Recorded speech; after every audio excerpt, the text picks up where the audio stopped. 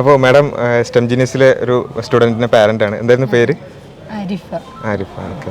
അപ്പോൾ നമ്മൾ stem genius 8 തൊട്ടുള്ള ക്ലാസ്സുകളിൽ തന്നെ വലിയ NIT IIT പോലെയുള്ള അതുപോലെ തന്നെ JEE NEET പോലെയുള്ള കോമ്പറ്റീവ് എക്സാമിന് വേണ്ടി കുട്ടികളെ നേരത്തെ പ്രിപ്പയർ ചെയ്യുക എന്നുള്ളതാണ് നമ്മൾ സ്റ്റെം ജീനിയസിൽ ഉദ്ദേശിക്കുന്നത്. അപ്പോൾ ആ ഒരു ഉദ്ദേശം നമ്മുടെ ക്ലാസ്സുകളിലൂടെ കുട്ടികൾക്ക് നടക്കുന്നുണ്ടോ? എന്താണ് ഒരു അഭിപ്രായം?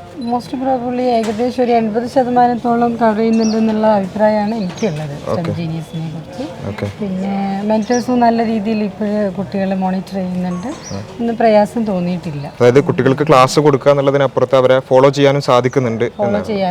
ക്ലാസ് മാത്രം നമുക്കിപ്പോൾ സ്കൂളിൽ നിന്ന് കിട്ടും. മറ്റ് ഇപ്പോൾ ഇന്റർനെറ്റ് ഓപ്പൺ ചെയ്താൽ തന്നെ പല രീതിയിൽ നമുക്ക് ക്ലാസ്സുകൾ കിട്ടും. അത് മാത്രമല്ല നമ്മൾ പേഴ്സണൽ ഫോളോ അപ്പ് കൂടി നമുക്ക് പ്രത്യേകിച്ച് ഈ കോവിഡ് ഇത്ര ബുദ്ധിമുട്ടായി നിൽക്കുന്ന ഒരു സാഹചര്യത്തിൽ ടീച്ചേഴ്സിന് വേണ്ട രീതിയിൽ നമുക്ക് കുട്ടികളെ ഫോളോ അപ്പ് ചെയ്യാനോ അവരെ ആ രീതിയിൽ നമുക്കൊന്ന് മോണിറ്റർ ചെയ്യാനോ ഒന്നും പറ്റാത്തൊരു സാഹചര്യത്തിൽ ഏകദേശം നല്ല രീതിയിൽ തന്നെ സ്റ്റെം ജീനിയസ് അത് കവർ ചെയ്യുന്നുണ്ട് എന്നുള്ള ഒരു അഭിപ്രായമാണ് എനിക്ക് പറയാനുള്ളത്. ഓക്കെ. അപ്പോൾ അതിൽ എത്രാം ക്ലാസ്സിലായിരുന്നു?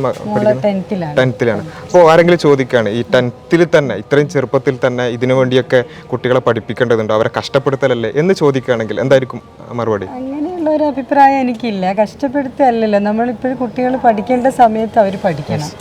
അപ്പോൾ പിന്നെ മോളുടെ സ്കൂളിൽ നിന്ന് തന്നെ NTSEക്ക് എനിക്ക് തോന്നുന്നു 6th തൊട്ട് NTSE പ്രിപ്പറേഷന് വേണ്ടി ടീച്ചേഴ്സ് പറഞ്ഞ് ഏൽപ്പിച്ചിട്ടുണ്ടായിരുന്നു. NTSE ഇങ്ങനെ പ്രിപ്പയർ ചെയ്യണം, സ്റ്റാർട്ട് ചെയ്യണം, ഏത് രീതിയിൽ അതിന് നോക്കണം എന്നുള്ളത് ആദ്യമേ പറഞ്ഞിരുന്നു.